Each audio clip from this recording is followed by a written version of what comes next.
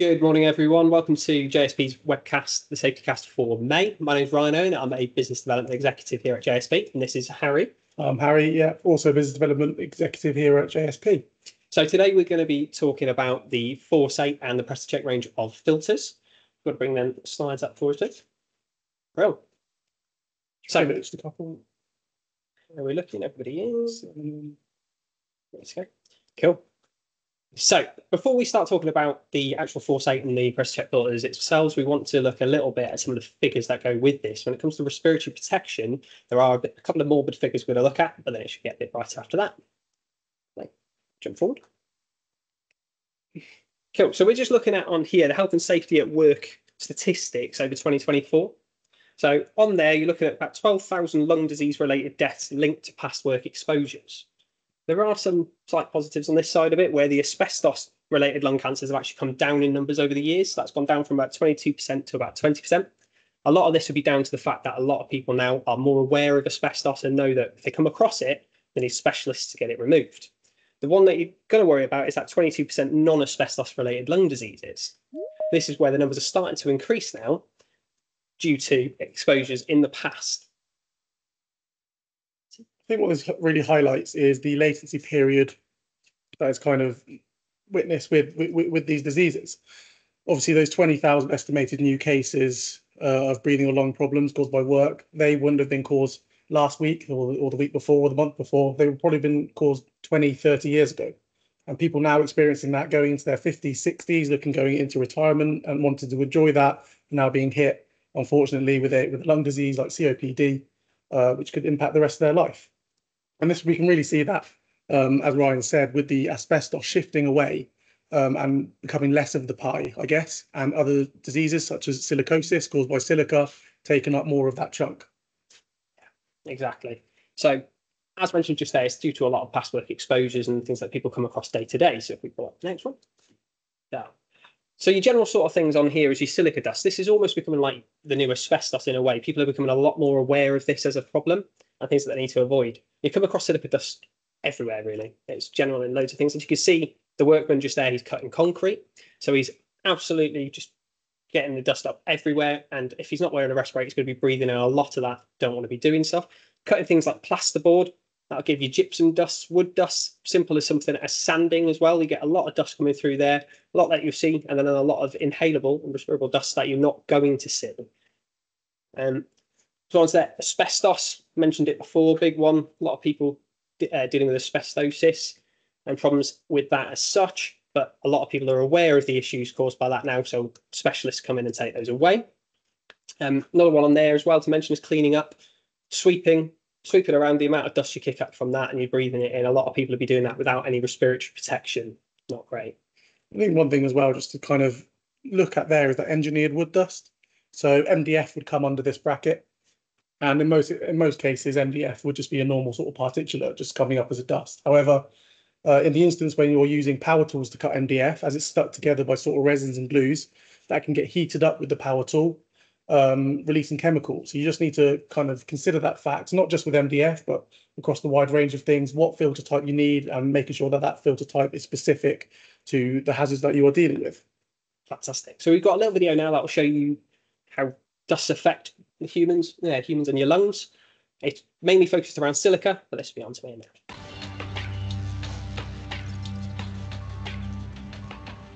Silica. It's one of the most common substances on Earth. It can be found in materials like sand and rock, and building products like concrete and brick. When a worker cuts, grinds, or drills materials that contain silica, dangerous crystalline silica dust is released into the air. As the worker breathes, silica crystals flow into his mouth and nose and down the air passages deep into the lungs.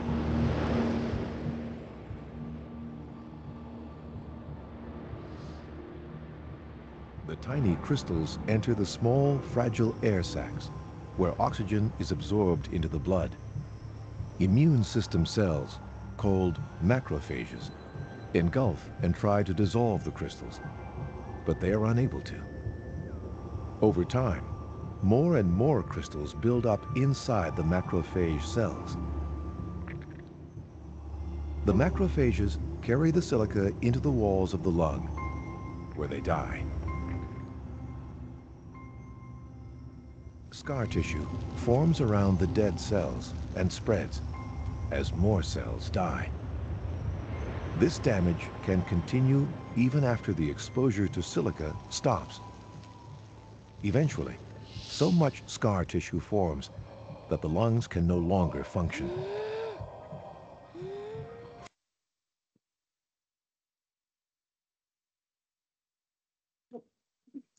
Well, it's a bit laggy there, but hopefully that you got the gist of kind of what the video was trying to show. Nice.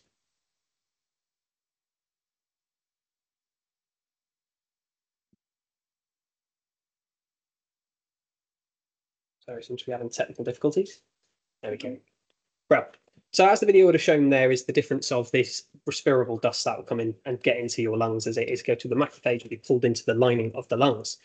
So example on there, on the left-hand side, is actually looking at human hair. So the human hair in comparison to the sizes of dust particles. So on the left-hand side, it shows you something like a bit of fine beach sand. This is something we would know as an inhalable piece of dust. If you were to breathe this in, it would get caught in your nose hairs, your bronchial hairs, etc. Eventually, you probably would cough these back up and get rid of it. The problem is the silica dust. As you can see on there, they're much, much, much smaller. These get past all the bronchial hairs and the nose hairs, straight into the lung, as the video showed, and then get into the lung itself and cause the damage. So just a little example there of how the sizing matters on those. And I think what this really highlights is the importance of your mask fitting properly. We'll go into this a bit more later, but you need to ensure that you are doing a fit test before that, to ensure that your respirator is suitable for your face type and shape. And if that's not the case, these tiny dust particles will slip through little gaps, and you may not actually be receiving the levels of protection that you'd be hoping for or that you would be expecting from your mask. So just really highlights that point and pushes it through that you need to make sure that that fit test is done. Well, so when you're looking for a solution, something to protect you from those dusts, so the last thing you want is to be breathing all of that in. As we mentioned before, it's a long latency thing. This could be done as simple as a lot of people will be a bit cavalier about things. They'll just go and do a job. Oh, so I'm just doing that quickly. Give that a quick go. I'll just sand that down. And, you know, they're breathing it in. But you think about it, if you do that time and time and time again, over a year, over many years, etc., that's massive exposure there, and it will build up. That's when you start to get the effects of the silica building within you. It's not great. So the Force 8. So this is a Force 8 respirator made from thermoplastic rubber. Nice and comfortable, really flexible, so it fits nice and comfortable for different face shapes and sizes. We've got 4 sizes that we do. We've got a small, medium, large, and a short wide, because we're all different. So each person will need different shape, different size, etc. With that flexibility within there, it does help fit a lot of different face shapes. Worth mentioning on there as well is, as Harry said, they need to be fit tested. When it comes to the fit testing on these as well, is you need to be clean shaven when wearing one of these. It's type fit and respirator. So it's got a 4-point suspension harness designed to help this seal nicely and stay nice and comfortably on the wearer. A typhoon exhalation valve, which is just in there. This is for low breathing resistance. Last thing you want is when you've got a respirator on your face and you're working away, is that to cause a bit of breathing resistance on there, make it more uncomfortable whilst you're wearing it. And let's be honest, if it puts you off that you don't want to wear it, you're not going to wear it. So with that as well, breaks down into 4 parts, 5/6 if you're including the filters, for easy maintenance. And it conforms to EN 140 standards. Slide. Just got a delay on that. There we are. So PressToCheck filter range. So PressToChecks, we've got a P3 filter. This is for your particulates. Just the white filter as such there, as I've fitted to the respirator here. An A2 P3 filter, which has the brown stripe on there. That's for organic gases and vapors, and also has the same particulate filter as the P3. We also have the ABEK P1, what's known as a candy stripe filter, for other gases, vapors, and ammonia derivatives, as well as that still has that P filter within there. Well, drop the slides for us, please. Just do now and show you that ease of really taking this apart. show you how easy it is to maintain. If you keep the kind of main mask maintained, well maintained, it'll keep you going for a long period of time. And the only thing you'll need to replace, hopefully, is the filters every 28 days. You see, filter just click out, like so, with the valve on the inside and not as part of the mask. This just allows you to kind of replace them every time. So it's not built within the mask. You're not wearing them down over time and therefore extending the lifespan of the mask. The exhalation valve comes out. So it's at least the cover inside the valve. Now I need to take off the strap. What you can do now is clean down each component. There's no sort of hazards inside the mask. You're not actually just breathing in what you are kind of trying to protect against within the mask. And you can also put it together just as easily, just reassembling those components back into the main mask as Ryan has here. So what Ryan's just doing now is going to demonstrate a fit check, which is a feature of the PressToCheck filters. As you can see, he's done the masks as per instruction. Crown strap around the head, neck strap around the back with no twists or turns. And what you do, you close off the airways, take a big deep breath in. It should suck into your nose, and you shouldn't actually be hearing anything sort of coming out. You shouldn't be feeling any air coming up here. Once you know that once there's no air coming out, he's doing it in all of the cardinal directions. Once you know there's no air coming out, you know that that is fitting you properly and you've completed your fit check. You can go into the hazard zone knowing that you're protected. Just one thing to keep in mind, and this is incredibly important, that a fit check is not a replacement for a fit test. A fit test is law and needs to be completed before you enter a hazard zone with that mask. And essentially what it does is allows you to check the fit of your mask with other PPE you're wearing and with your sort of face shape and size. So we've just got a video now that's going to demonstrate what a fit check used to be like.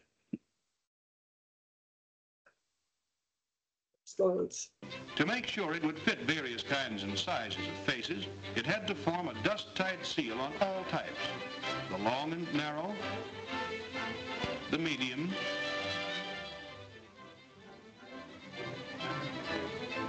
the round and full. To test security of fit, coal dust was blown into the air.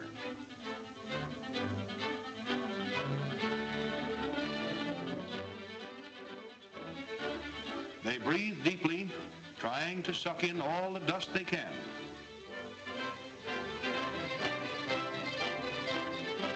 See, it looks a bit silly. When the respirators are removed, the sharp white line must show not a sign of leakage around the facepiece. His face is dirty, but his lungs are clean.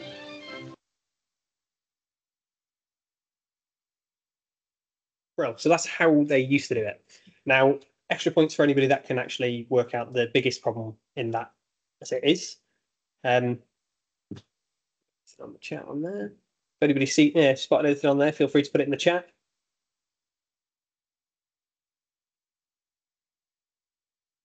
A couple of seconds.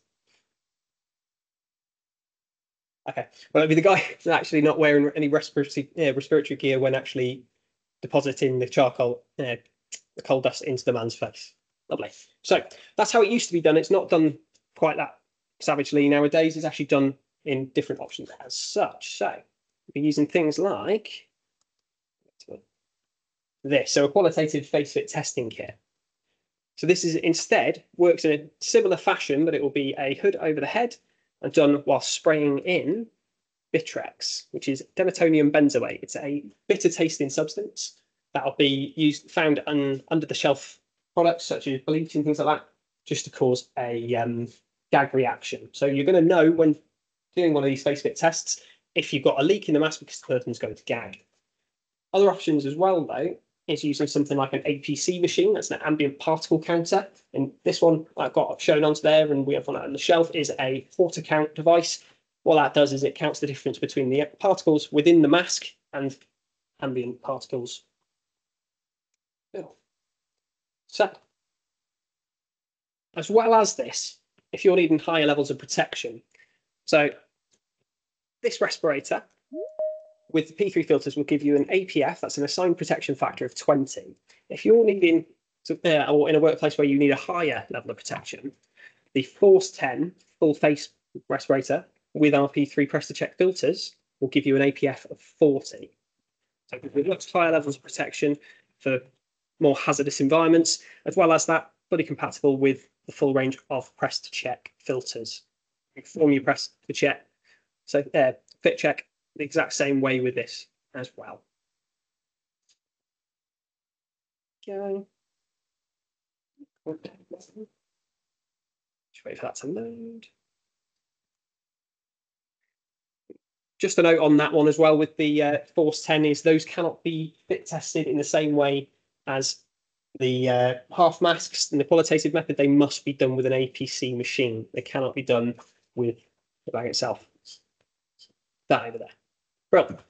So just a quick one to note onto that. If you know anything about JSP, you know a massive part of ours is our above the neck PPE being compatible. Compatibility is everything to us. The last thing you want when you're working on site is to have a piece of kit that interacts and knocks the other piece of kit out or stops it conforming.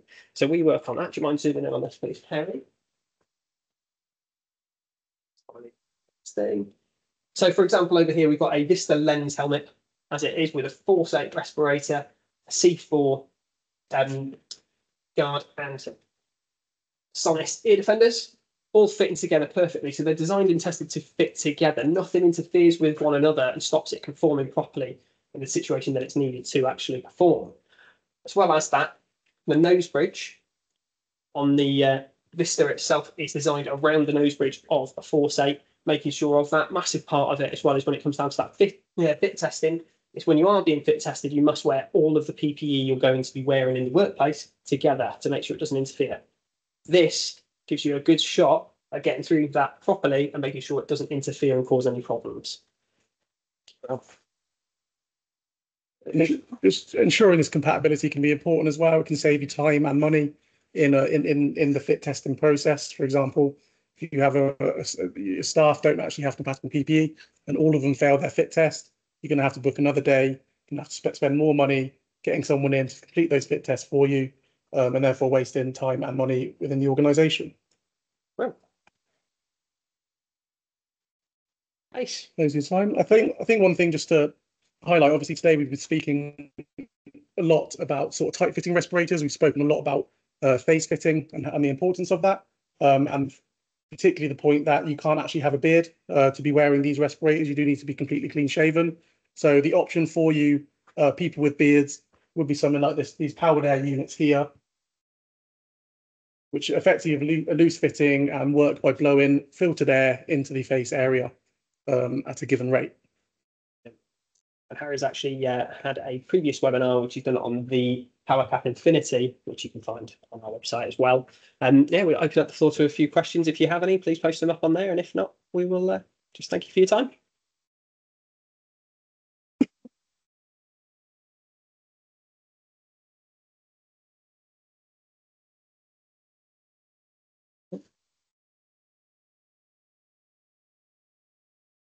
Oh yeah, we have had one there just about asbestos. Obviously, asbestos is a well-known hazard, and I think a lot of people know the potential negative effects of that.